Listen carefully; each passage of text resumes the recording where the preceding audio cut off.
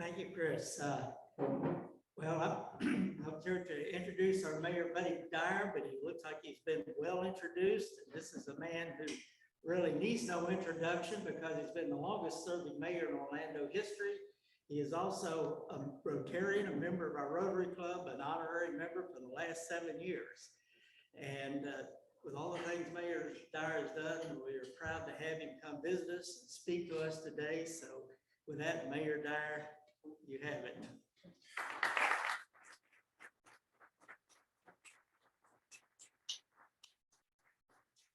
Thank you, Pat, and thank you all for the nice birthday rendition. And that was kind of Marilyn Monroe-esque, but I would say a little better than that. So thank you very much. And that was my Medicare birthday. It was Monday. Anybody else had a Medicare birthday in this room?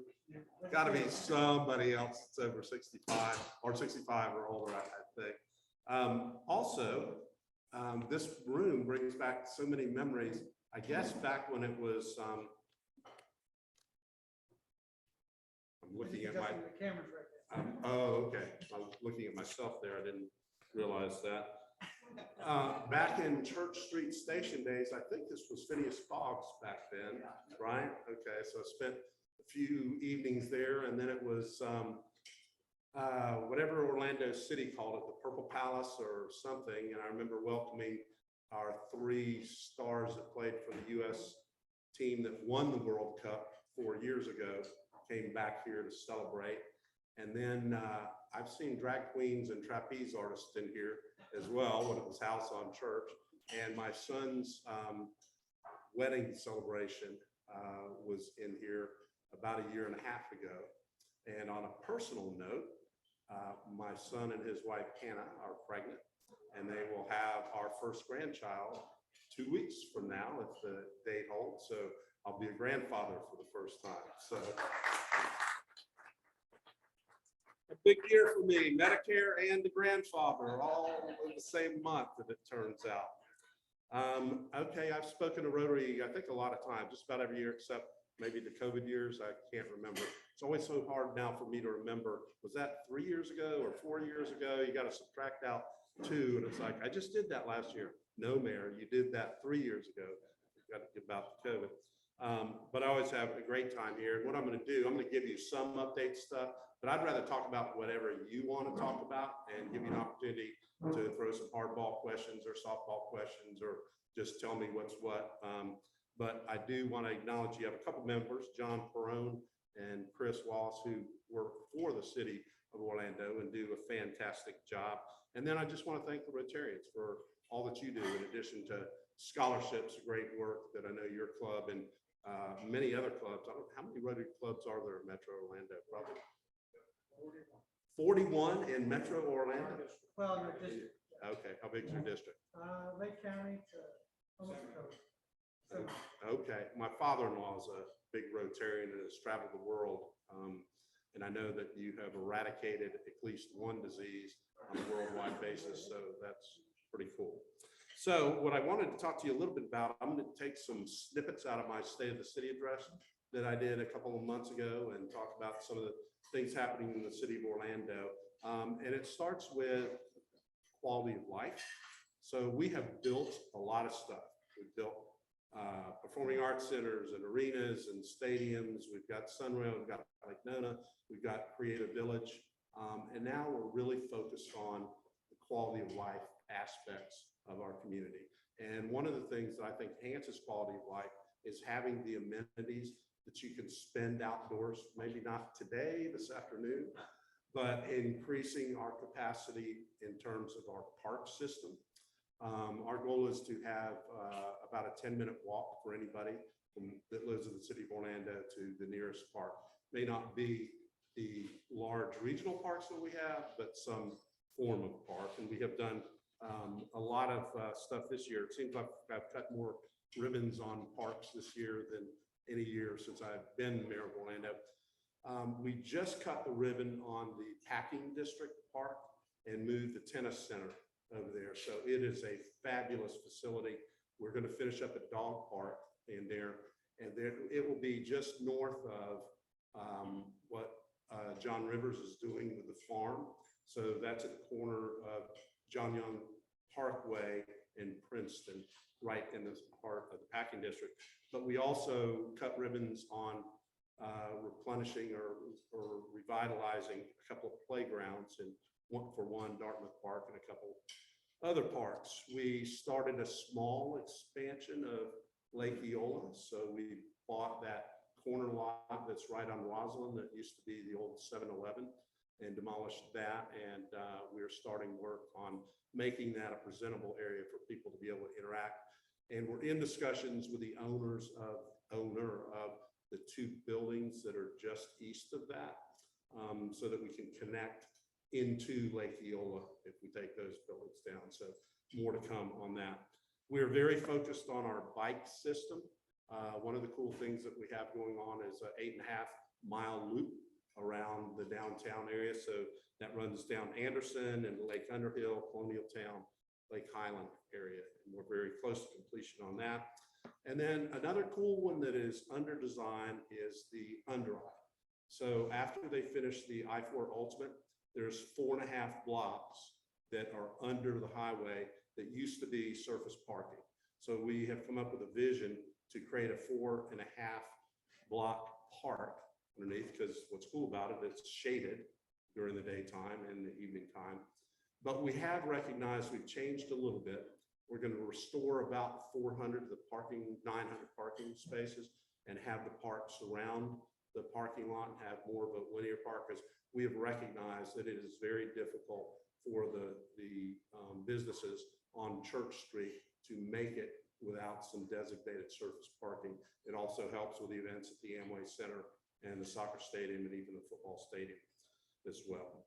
All right, what's the number one job of the city of Orlando? Public safety, absolutely number one. I do have a little report, female officer, and we haven't given out names on them, so I'm not going to do that. But the female officer is at home now.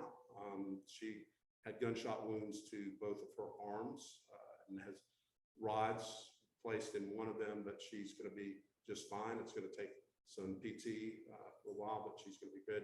The other officer is still in the hospital. Hopefully he'll be released soon. He was injured a little more severely than the other officer, but he's going to survive and be just fine eventually.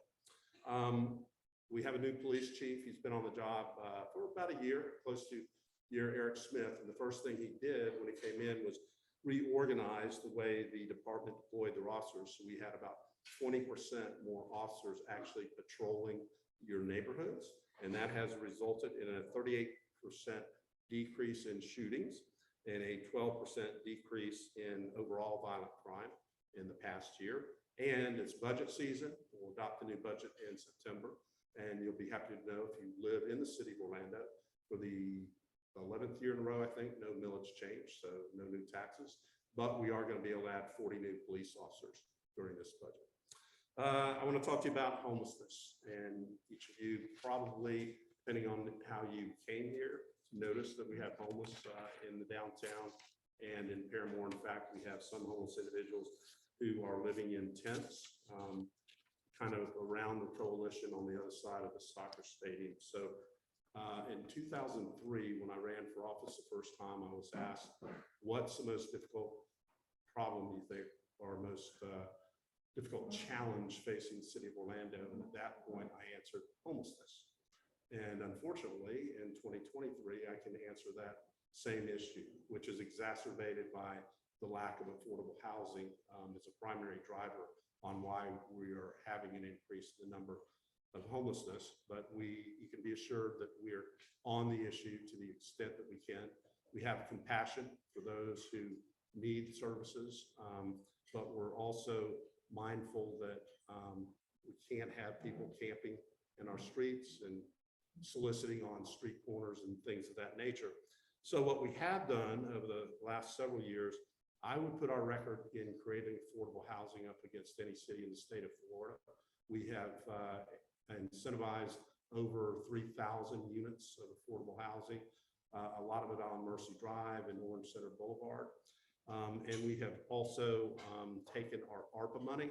So remember, during COVID, there were a couple different programs that the federal government put out to help cities and counties get through.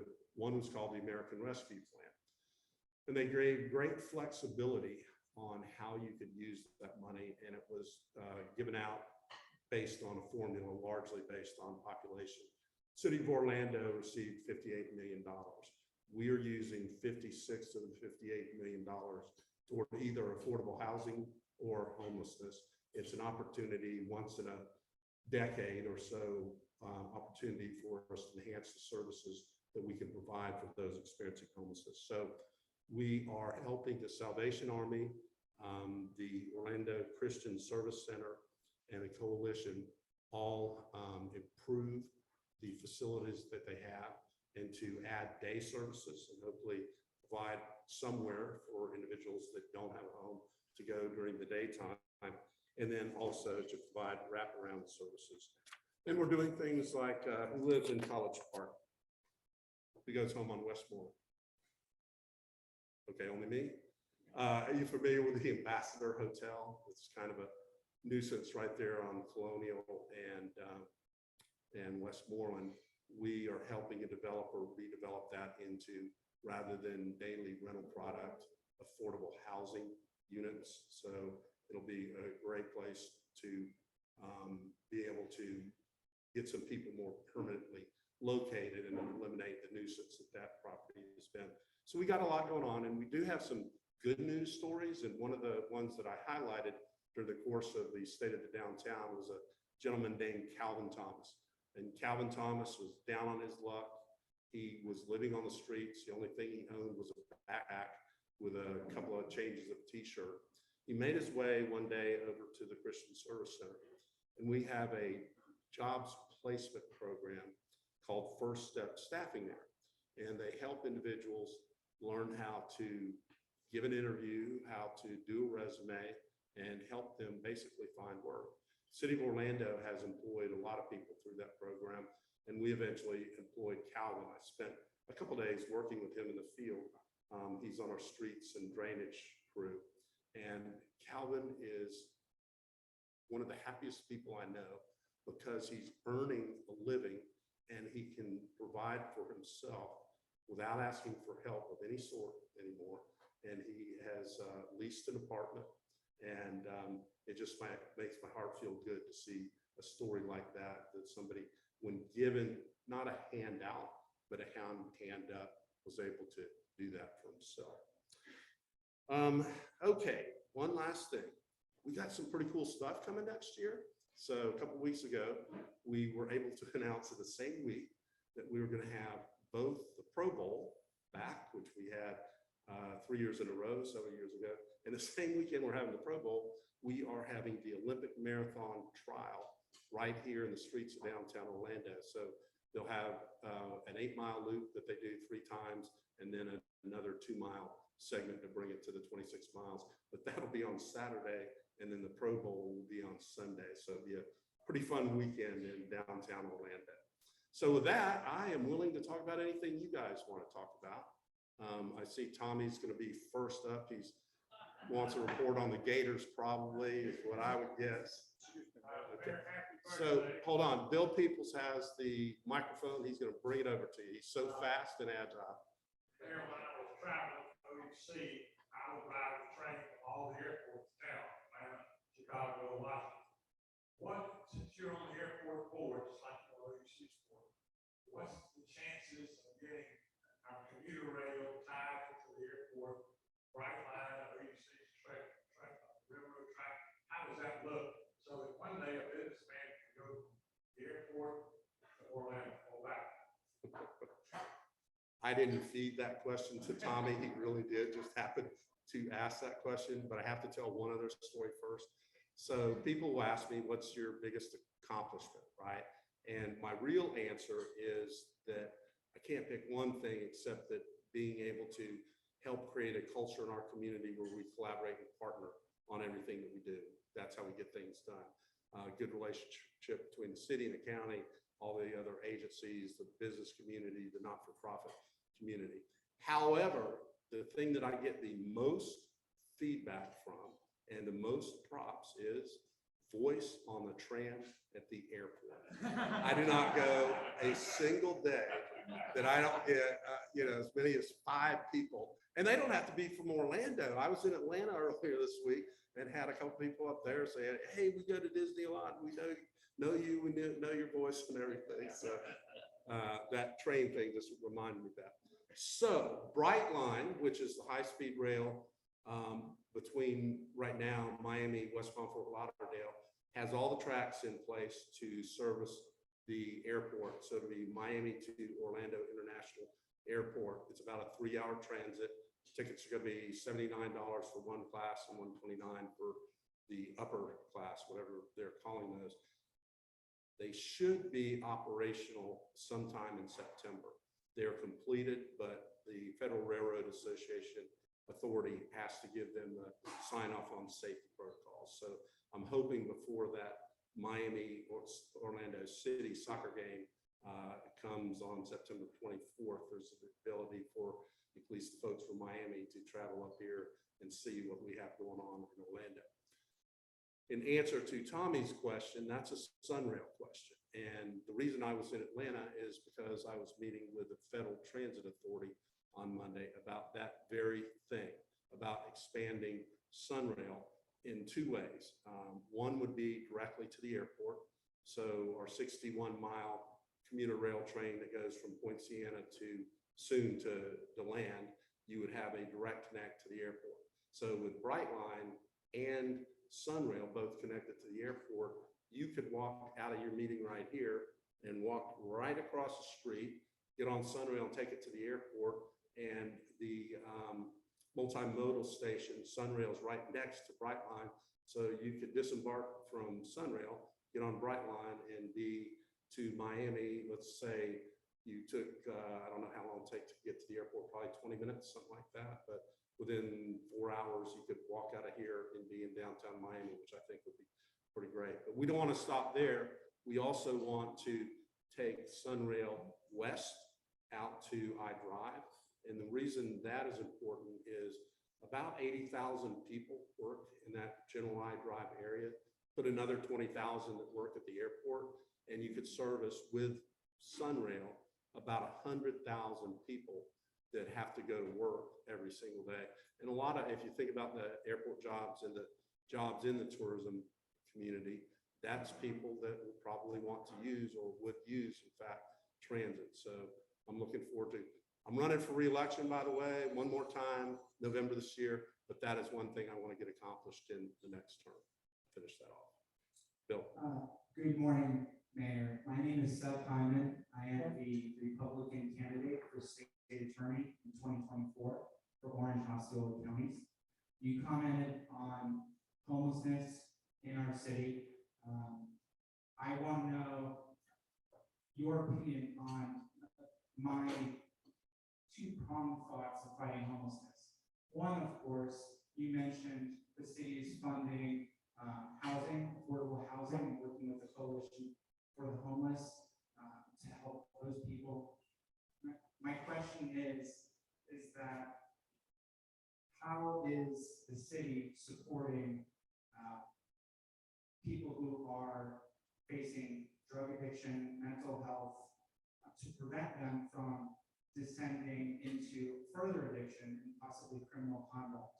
You mentioned a person who was in your program that had come back from that, but we want to make sure that people don't get to that point. Thank you. So that's really one of the tough issues in helping or dealing with the issue of homelessness. Every single individual or family has a different path that they took into homelessness. You don't strive to be homeless. I've never met anybody that really wanted to be homeless. So a lot of them have either mental disabilities or physical disabilities that don't allow them to mainstream in society, number one, and number two, hold a job so that they can do that. The city municipal government does not control the mental health services. That's a county/state function. But I can tell you our state's about 48 or 49 on funding for mental health. So if you want to advocate for one thing that could benefit us in so many different ways. That would be for additional state funding related to mental health issues. Mr. Mayor, thank you for being here today. What are the chances of our city taking up Major League Baseball? Pat Williams. He'll be there in a couple weeks. Pat will be more optimistic about that than I will be. Pat certainly has some enthusiasm and energy about that. Our difficulty is two things. The most likely candidate would be the Tampa Bay Rays, and they have a lease agreement with the city of St. Petersburg through 2028. Don't think I haven't inquired about this and talked to the mayor of St. Pete, the last mayor is a good friend of mine. They have a lease agreement with St. Pete through 2028 that does not allow the Rays to have a conversation with anybody else unless they get permission from the city of St. Pete. So you saw that they have given permission at some point for them to talk with Tampa or other areas within Pinellas County, but they have in no way given the Rays permission to talk with Orlando about that. And then the other thing is Major League Baseball has said that they are not going to expand until they have both Oakland's situation figured out, which I guess they're going to Las Vegas, so maybe that is figured out, and Tampa's situation figured out. So if we were thinking, if we find an owner, we can get an expansion team. That's still difficult until the Rays thing. And ask Pat, tell Pat, we need to have an owner is the thing. An owner or a team would be helpful. Hi, my name is Joe White, and a number of years ago, when I was looking at all this situation we have in Orlando, I brought up to some ideas to some politicians, not you, but some other politicians, that we might look into what China and Japan are doing with pod hotels. And putting hotels for only 10 square feet, but allowing people to actually have a residence, because that's the problem with homelessness. They don't have a place to be, or a place to be able to get mail, so that they can go get a job and so forth. Is there any way to have that idea looked at inside a city versus the county? We are having that specific discussion, not hotel necessarily, but there have been other cities or communities that have done 10 by 10 small houses. So we are exploring that idea. In fact, one of the manufacturers of those is going to be down for a site visit here, where we're looking at a couple different potentials on doing that. But it doesn't come without some logistics in terms of providing power, water, security, and then what do they do during the day and things of that nature. But you're spot on that that's one potential thing that we can do. Hey, Mayor, my name's Brian Santana. I'm visiting from the Seminole Sunset Brewery Club. And my question in particular is with Governor DeSantis' new law in regards to public records and email in terms of like security and cyber world, protecting our personal information that the government already collects. Can you speak more on to how the city is protecting our information? Help me out with what that law is, because I'm not familiar with that. Well, I can in general tell you, we are governed by Florida sunshine laws. So whatever we are required to make available for public records requests, we do. If it is confidential information that has an exception from the sunshine law and public records request, then we would not give that information out. And then in terms of I don't know if your question was more related to being hacked into and having your information exposed. We've had several attempts at attacking us, but we work very closely with the FBI and the other security agents on our security. I don't know if you guys remember when I was having this issue with an organization, Food Not Bombs, that was feeding in Lake Eola Park, and we didn't think that was the best place for them to do that. An organization that was affiliated with them decided they would hack into our system, and they couldn't do it. So I feel pretty good about the precautions we've taken there. Thank you for the presentation. I had a quick question about the affordable housing. There's not a lot of vacant land available. So what was your plan for and how? So one big help that we had, there were, if If you're familiar with Orange Center Boulevard, there were several apartment complexes there that were all boarded up. And then there were some really blighted apartment complexes on Mercy Drive. They were all owned by one pretty negligent owner that fell into default. And one of the government agencies ended up with 7 properties. And they were going to put them back out on the market. And we convinced them to sell the city of Orlando those properties. And then we were able to make that land available to a variety of different developers. Lift Orlando, who works with Florida Citrus Sports and has done so much around that Orange Center and West Lakes area, was a beneficiary to those. And they did a senior center and then an additional development right next to that. So one of the ways was we made the land available by getting it from the federal government. We just put out an RFP for, I think it's 13 or 15 single family lots that are in Paramore that over the course of time we have ended up owning. So we're asking for developers that might want to take either all of them or some number of them and put affordable single family housing into place in Paramore. Hi there. For me, it's not more a question, but a big thank you for what your office is doing for small businesses and innovation.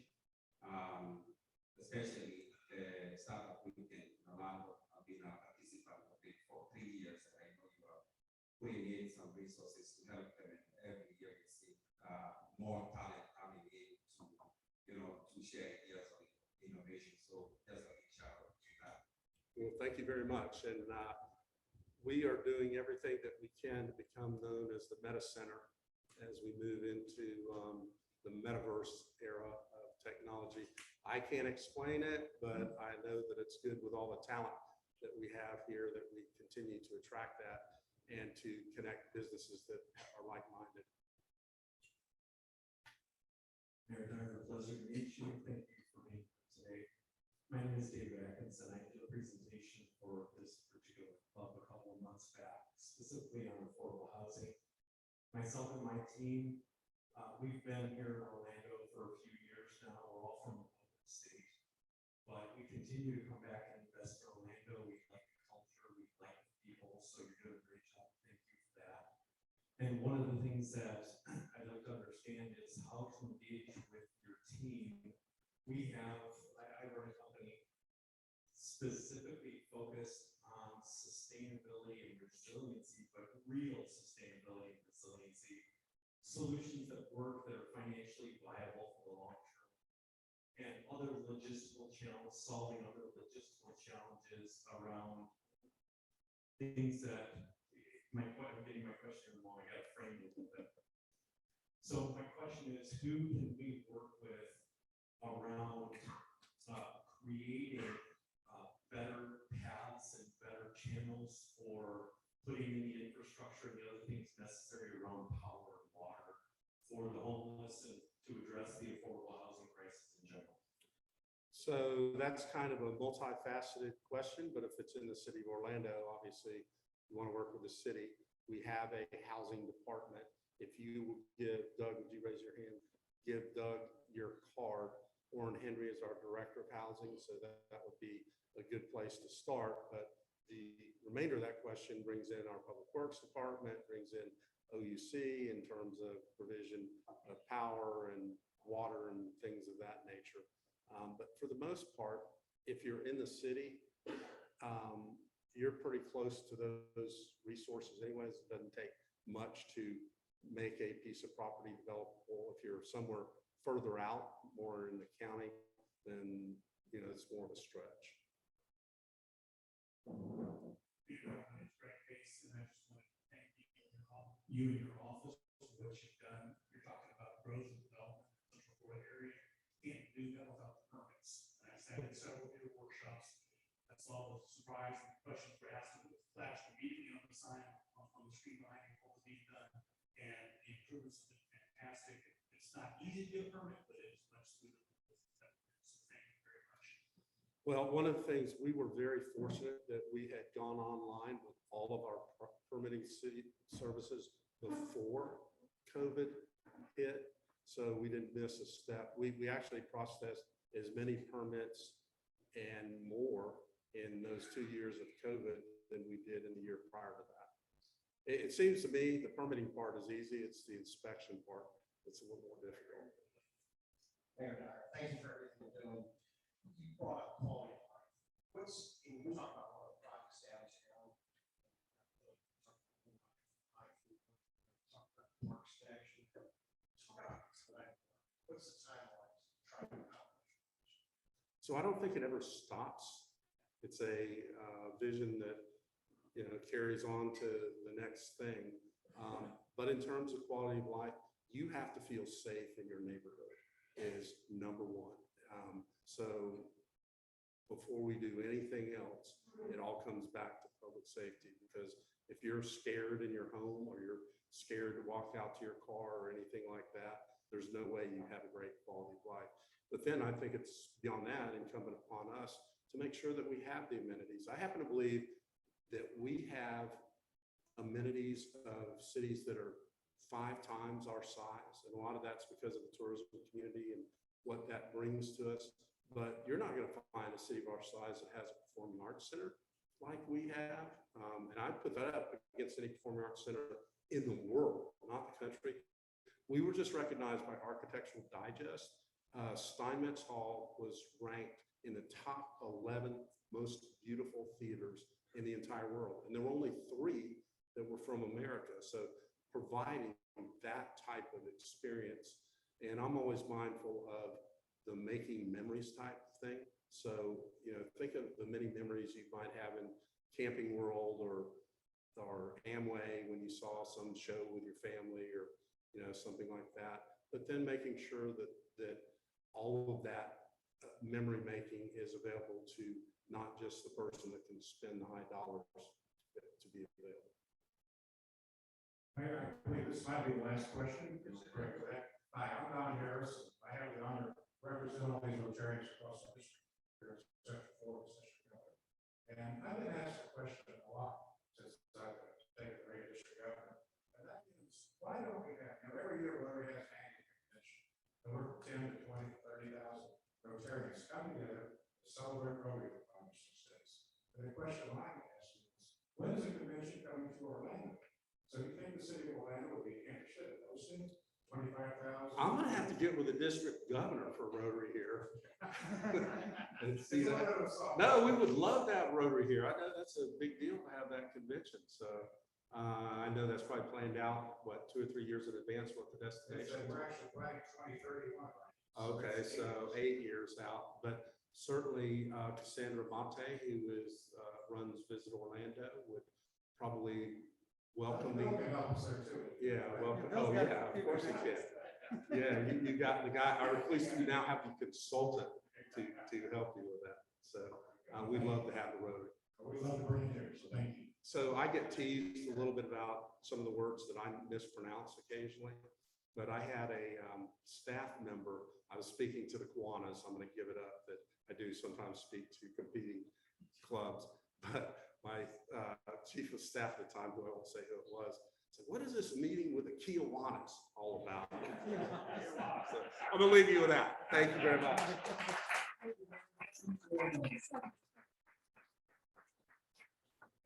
I think Ron said earlier, we have celebrated 100 years. It happened during COVID, so not a lot of people got to hear about it. This is a book kind of documenting the history of our club.